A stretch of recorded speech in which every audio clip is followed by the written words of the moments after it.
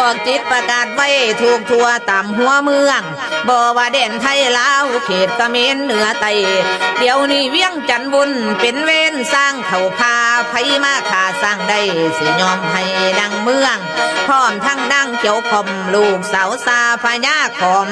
ย่อมปันเมืองเคิงกันคนกำเสนานำสันใสหลายหัวเมืองแต่ได้ผ่านข้ามยานน้ำลำห้อยไข่ได้ลองลงจนว่าดังถึงเจ้าเสียงสีบวชสิบไม่หูเข้าเรื่องเป็นไปเสียงสีแหงอยากพอแห้งสร้างสิซ้ำใดเลยรับคำเบาไว้ตามเจตนาลมปนมมือขอลาพ่อแม่เอ้ยให้คอยท่าขั้นบุญมาพาลาญูสินอนสู้ลูกสาวซา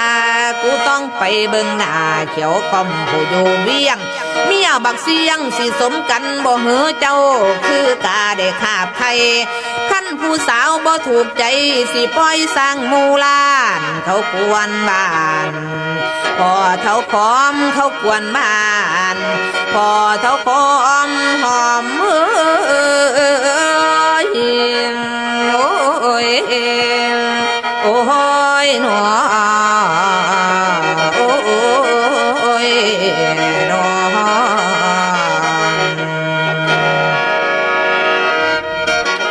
หอมเอ้ยหอมดอกเป้าเมียเก่าแต่ใสแน่นพญาแถนแต้มไล่ก้นคนเฮามันบ่แน่ขันแข่งเหือแข่งแพ้เพิ่นว่ามันแข่งได้คนลมยาสุกายเพิ่นว่าดำหมอหนึ่งเอามวยใส่ยังเป็นนายหมอหนึ่งคุณมีหลายกายเต่ากายเอาคนยังได้กินเขาดำดีก็มีค่าขั้นแม่นพาขี้เมียงคมกาว่าอยู่ใน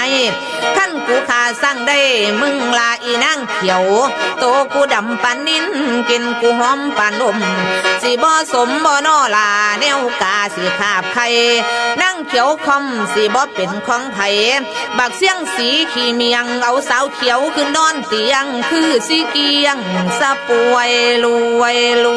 ยกันซาตาบ่สวยเท่าสีโคตรสิได้น้องนั่งเขียวคอมแม่นผู้เดียวเขียวนินเอ้ยโ